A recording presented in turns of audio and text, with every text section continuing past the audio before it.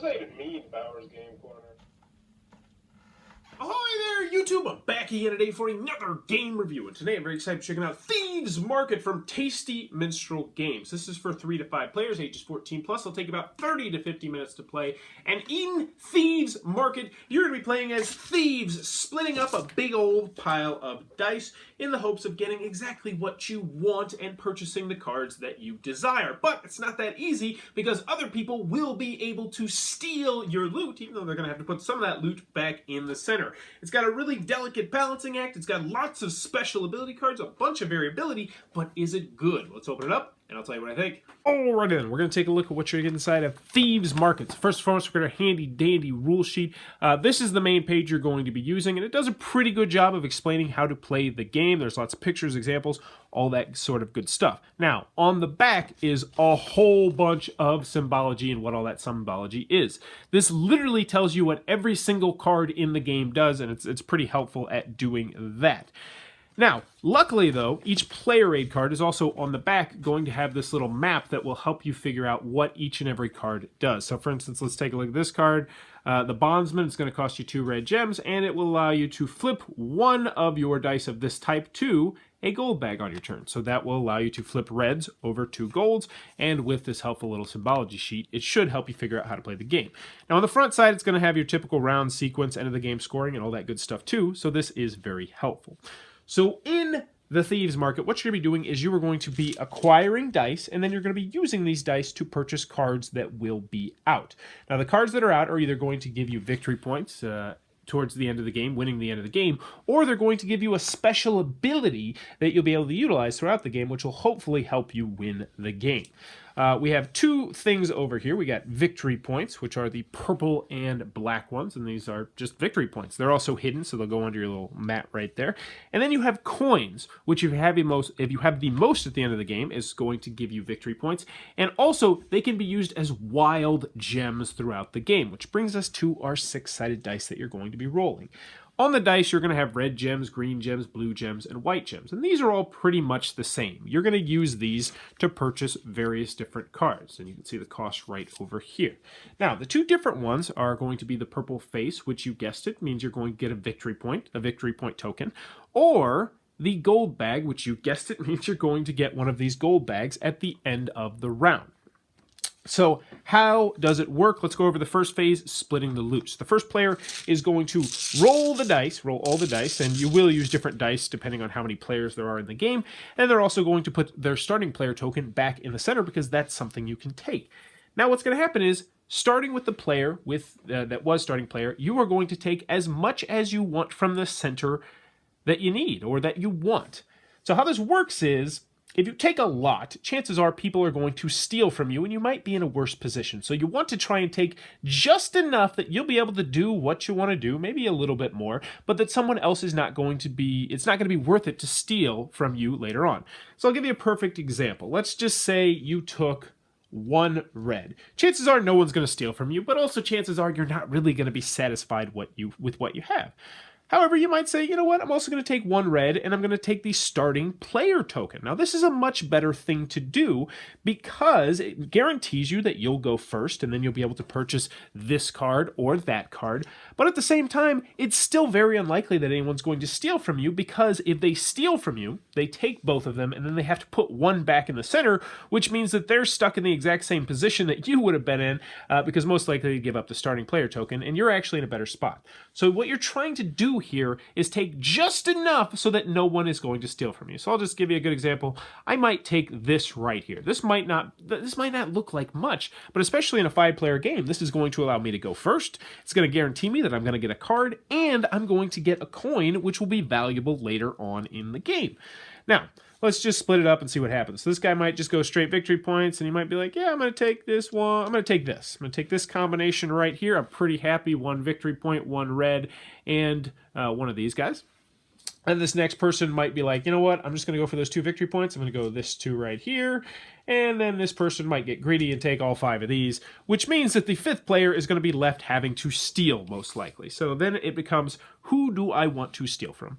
The obvious choice is probably over here, so he would steal these, and then he has to put 1 back in the center, so he might say, all right, there's no need for this blue dice. put the blue dice back in the center, which goes back, so it would go back to this player right here. So he has to decide, do I want the purple and the blue, which would end the round, or do I want to steal from someone else because the purple and blue is not really worth it right now? So he looks around the table. This one is completely worthless to steal because it would give you one white gem, which isn't going to buy you much of anything unless you use your gold coin.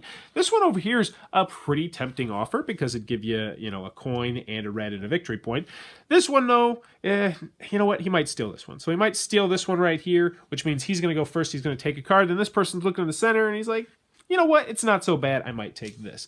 And this is how the round would go. So everyone would have their dice in front of them, which means we'd get to the phase 2 making purchases round. So this person would go first, and they might go ahead and just, boom, take this card and then put what they have back in the center of the table. Now, this person's not really in the best of positions because you can only purchase one card per round. So he gets one victory point, which he'll get at the end of the round. Then he now gets to decide, do I want to buy this or do I want to buy that? So he might just say, all right, I'm going to buy the 2 victory points. This card would go in front of him. This person, unfortunately, can't purchase anything unless they use their gold coin, which most likely he would do. He would turn in his gold coin and maybe he buys this card, and then you would continue going on until everyone has purchased or had the option to purchase. After that has happened, you end the round by giving out the victory points and the money bags that people have earned. And then you are going to fill up the purchase row until there are 5 cards in the purchase row. And then you're going to rinse, wash, and repeat. What eventually will happen is you will run out of cards to fill up the A row. Once you do that, you immediately then fill up the B row. So you go boom, boom, boom, boom, boom. And obviously the B cards are going to be a little bit better than the A cards. Likewise, once the B row has run out, you move on to the C row. And once you can't completely fill up the C row, that is going to trigger the end of the game. At the end of the game, you're going to count up your victory points. You're going to count up to see who has the most gold coins. Whoever has the most will gain 3 victory points. You're also going to count whoever has the most symbols, the henchman symbols in the upper left-hand corner, like this symbol right here. They will get 3 victory points, and second will get first victory points. And whoever has the most victory points will be the winner of the game. And that, in a nutshell, is how Thieves Market is played. Alrighty then, Thieves Market from Tasty Minstrel Games. What are my final thoughts? Let's go over the pros, let's go over the cons. First, on the con side, 3 to 5 players, a little bit of a restricted player count. Also, one of my main cons of the game is that I was not the biggest fan of the 3rd round and how the C round. So once you get to those C cards, it's like I really like A and B round where you're slowly acquiring all these special abilities and you're starting to be able to do cool things. At least most people do. Some people just go for straight victory points and they have no soul. But most people go for the cool special abilities, which are really fun. And then when you get to that C round, it's just boom, victory points, victory points, victory points. And it's like, get this for victory points, get that for victory points. And there are some special abilities there, but what'll happen is those special abilities will come in so late towards the end of the game, it's like, it's worthless to buy that card, and that's unfortunate. I don't like the cosmetic flow of the game. I really like when you're on the A cards, and I really like when you're on the B cards, but then once you get to those C cards, it's just, the game, I don't know. It's a little bit difficult to explain. I just wasn't the biggest fan of the 3rd act of this game. I like the 1st and 2nd act a lot better. But needless to say, I'm still really digging this game. Another con that I have in this game is that I liked it best at 3 and 4 players as opposed to 5 players. In particular, I think 3 was actually my favorite player count for this game. Mostly just because when you get to 5 players, you feel a little bit handcuffed. And it's a little bit more cutthroat. Just because there's not as many dice to go around. And you want to do more things, and you're not going to be able to do more things, and if you try to overextend, it can really hurt you. I liked it at all the player counts, but I liked it best at 3 players. But honestly, I think if you like more cutthroaty games, which normally I do, I think you might like it best at 5 players. So it really depends on whether or not you really want to be able to do more of what you want to do, or whether you want that cutthroat nature. Because, Thieves Market, it kind of does lend itself to cutthroat nature, I guess. So I guess that would make sense, actually, thematically.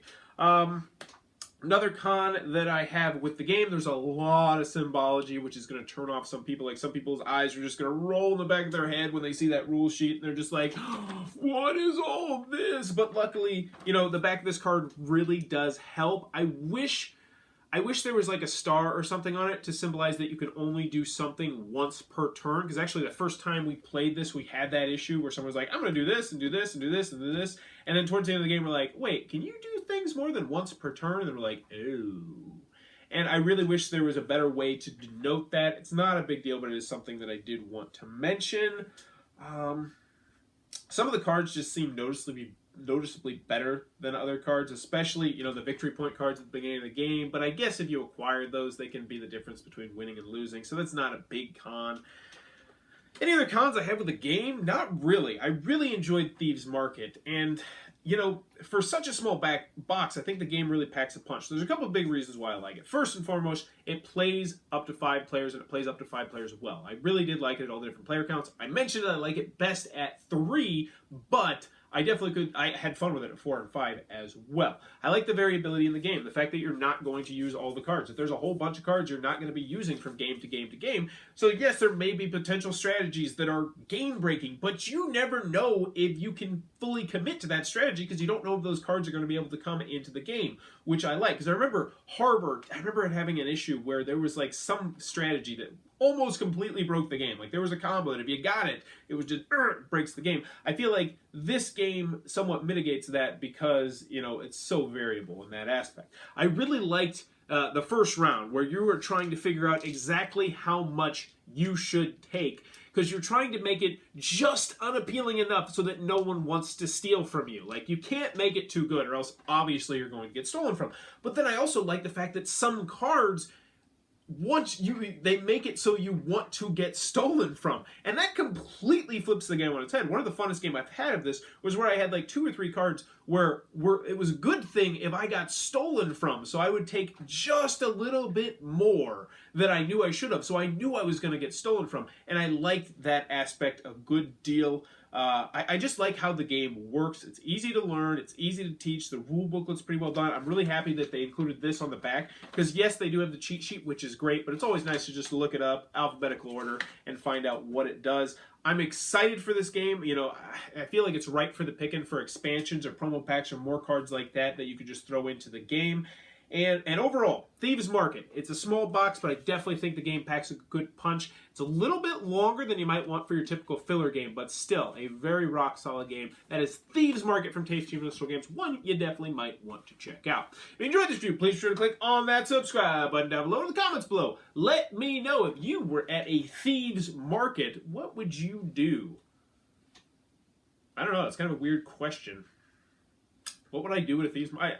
Well, here's the thing. If you purchase things, there's always the off chance, there's a very high probability chance that you're going to be buying illegal things, but the chance of you getting caught buying those illegal things, I feel like is slim. So you know what? I probably would buy a bunch of stuff at good prices, and I'd probably just hold it over to him like, I know this is stolen, you know this is stolen, so let's get down to the bottom price that you can give to me. Yeah, I'd probably negotiate a lot. So if I was at a Thieves Market, I'd be doing a lot of wheeling, a lot of dealing. But let me know in the comments below, what would you do at a Thieves Market? As always, thanks for your time, YouTube.